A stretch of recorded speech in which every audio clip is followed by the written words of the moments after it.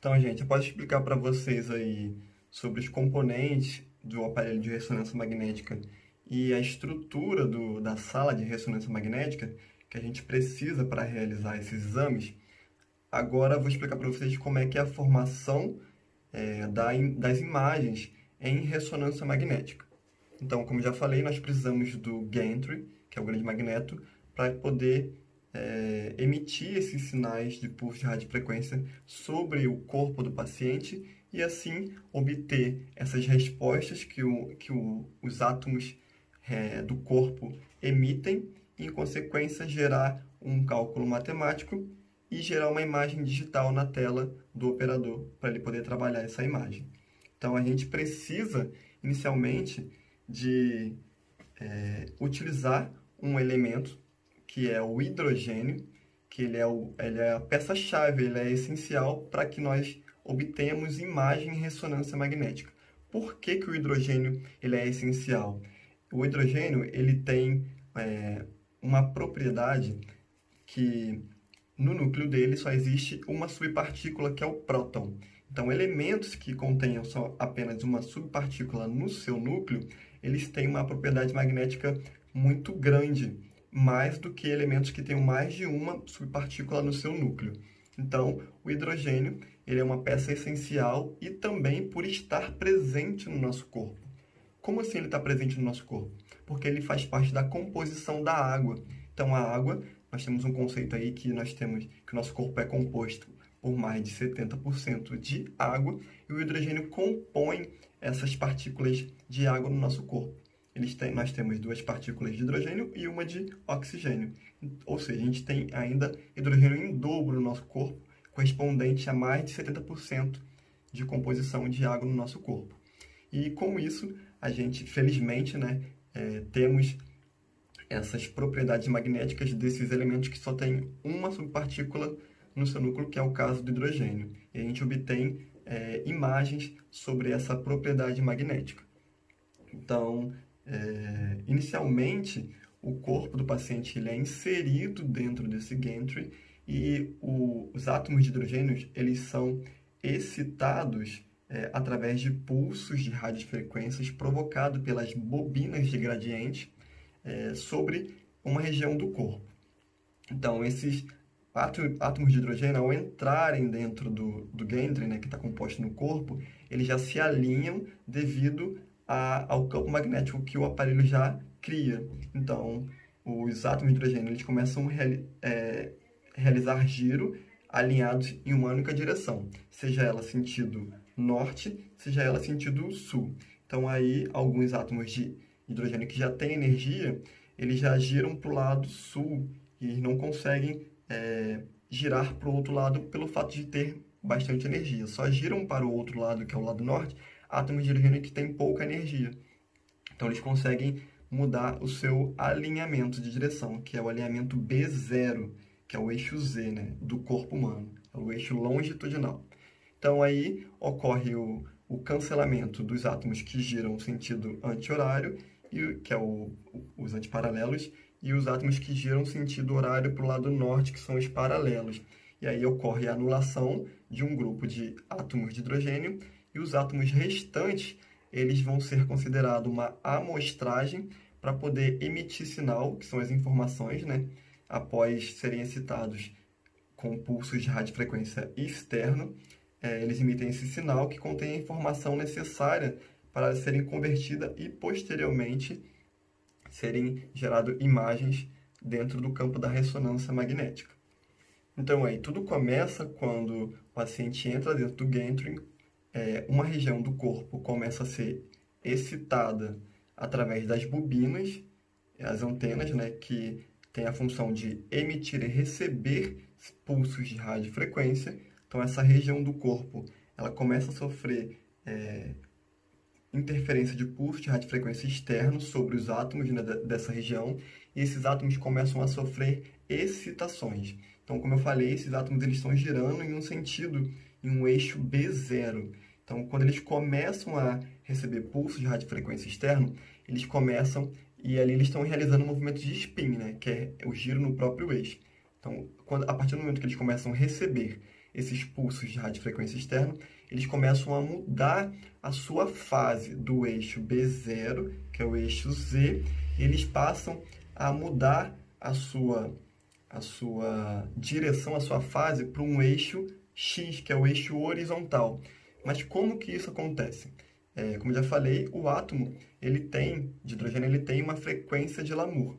O que é frequência de Lamour?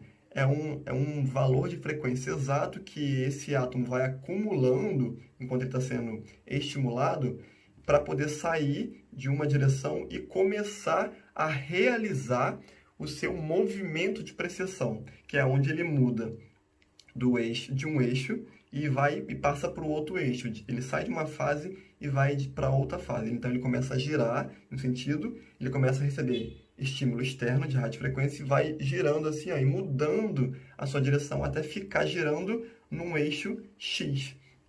Então aí, quando ele muda de fase, ele realiza esse movimento de precessão, é porque ele entrou em ressonância. No caso, ele chegou na sua frequência de Lamour e ele mudou de fase. E aí, quando todos os átomos eles estão, essa amostragem, né, que a gente pegou para realizar o exame, ela já sai todas de uma fase, vai para outra fase, devido ao estímulo de pulso de radiofrequência, elas estão acumulando energia. E aí a gente vai ficar realizando todos esses estímulos até que a matriz bidimensional ou tridimensional seja completa e possa gerar a imagem no monitor. Então, aí ele está recebendo pulso, estímulo externo, mudou de fase. Ele realizou o movimento de precessão devido à sua frequência de Lamour, né? E aí ficou no eixo X. Nós cessamos esse estímulo externo das bobinas. Esse átomo de hidrogênio, ali no eixo X, ele começa a ter um movimento de relaxação. O que é um movimento de relaxação? É a liberação da energia acumulada devido ao pulso de radiofrequência e vai liberando a energia e as antenas de gradiente vão captando essa energia, essas informações, né? Porque cada pulso tem um valor numérico que posteriormente vai ser convertido em sinal elétrico e logo após vai acontecer a transformada de Fourier, que é o quê?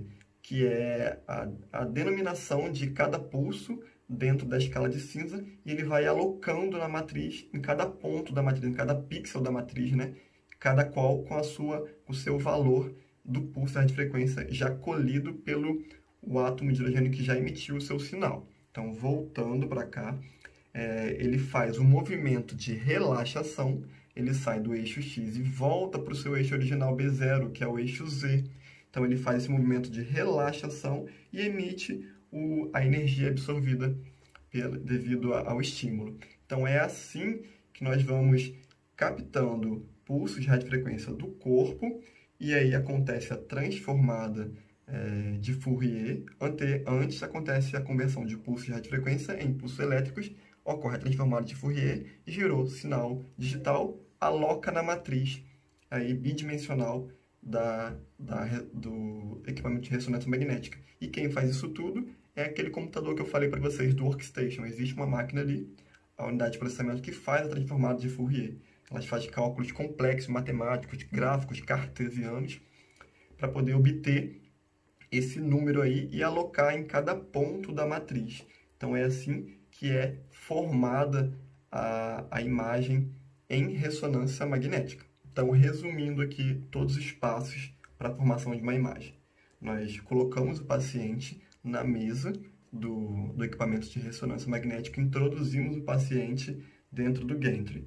Os núcleos atômicos, né, os hidrogênios, começam a se alinharem no eixo principal longitudinal B0, sentido paralelo e sentido antiparalelo. E aí é aplicado um pulso de radiofrequência sobre essa região de estudo aí, através das bobinas ou antenas, né, de pulsos de radiofrequência. E aí nós excitamos esse átomo de hidrogênio da região de interesse de estudo, e aí nós cessamos esse pulso de radiofrequência e o átomo ele volta, realiza um movimento de relaxação, volta no seu eixo original, emitindo um pulso de radiofrequência resposta, e é onde as bobinas de gradiente, que estão ali nos eixos do gantry, captam essas informações em forma de pulso de radiofrequência, convertem em sinais elétricos, posteriormente ocorre a transformada de Fourier, e aí a transformada de Fourier analisa dentro da matriz digital, né, que é o considerado o FOV, que é o campo de visão, que é a matriz, o tamanho da matriz, que é composta de vários pixels. Esse sinal digital ele é alocado em cada ponto da matriz, em cada pixel correspondente à cor na escala de cinza de Horsfield. E aí até vai aplicando o pulso de radiofrequência em cima da região de estudo do paciente, até formar por completo essa matriz bidimensional ou tridimensional. E aí cessamos o exame e aí forma a imagem digital em ressonância magnética. Tá bom, gente?